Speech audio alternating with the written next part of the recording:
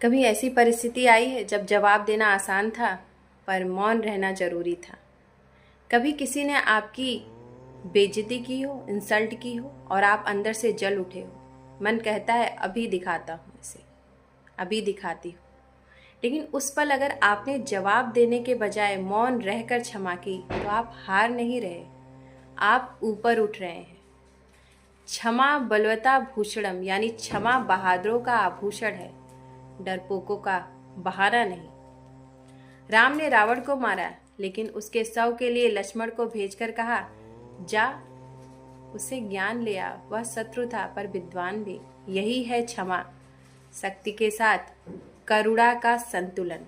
आज की दुनिया में लोग बदले में जीते हैं, लेकिन जिसने खुद को जीत लिया उसे किसी को हराने की जरूरत नहीं पड़ती। तो याद रखो, जो जवाब देना जानता है वो सामान्य है, जो चुप रहना जानता है वही असाधारण है। जिसने तुम्हें दुख दिया वही तुम्हारा शिक्षक है। हर इंसान जीवन में किसी ना किसी से धोखा खाता है, लेकिन सवाल यह नहीं है कि किसने चोट दी, सवाल यह है कि उस दर से तुमने क्या सीखा है। अपराधिनम क्षमस्व साधो धर्म सह एव ही, यानी अच्छे व्यक्ति का धर्म है अपराधी को भी क्षमा करना। गौतम बुद्ध के पास एक व्यक्ति आया और पूरे दिन अपशब्द कहता रहा। बुद्ध मुस्कुराते रहे। शिष्य बोले, भगवान आपने उसे रोका क्यों नहीं? बुद्ध बोले, क्यों रोकता, वह जो देना चाहता था मैंने लिया ही नहीं। सोचिए कितना गहरा उत्तर है। क्षमा का अर्थ यही है, जो जहर सामने वाला दे उसे अपने भीतर जगह ही मत दो, क्योंकि जो मन क्षमा करना सीख गया वो किसी भी पीड़ा में भी शांति पा सकता है।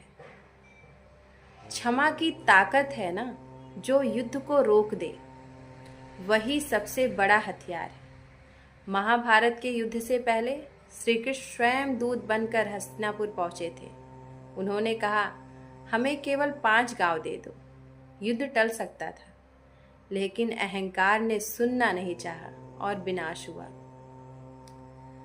क्षमा युद्धस्य मूलम, यानी जहां क्षमा होती है वहां युद्ध का अंत होता है।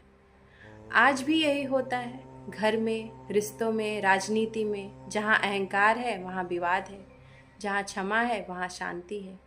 कभी सोचा है कितने रिश्ते सिर्फ एक सॉरी ना बोलने से टूट जाते हैं? एक शब्द माफ करने से दुनिया बदल सकती है, लेकिन हम उसे बोलने से डरते हैं क्योंकि हमें लगता है मैं छोटा दिख जाऊंगा या दिख जाऊंगी।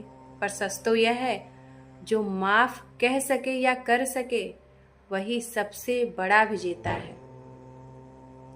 जब भीतर की आग बुझती है तभी सच्ची शक्ति जन्म लेती है। किसी ने कहा था, forgiveness doesn't change the past, it changes the future. श्लोकों में कहा गया है, क्षमा ही परम बलम, अर्थात क्षमा ही सर्वोच्च बल है। क्रोध जलाता है, प्रतिशोध तोड़ता है, लेकिन क्षमा अंदर की आग को बुझाकर आत्मा को मुक्त करती है। यह केवल दूसरों को नहीं, खुद को भी आजाद करती है। सोचिए, गांधी जी अगर प्रतिशोध में उतरते तो क्या भारत स्वतंत्र होता? उन्होंने क्षमा से ही साम्राज्य हिला दिया।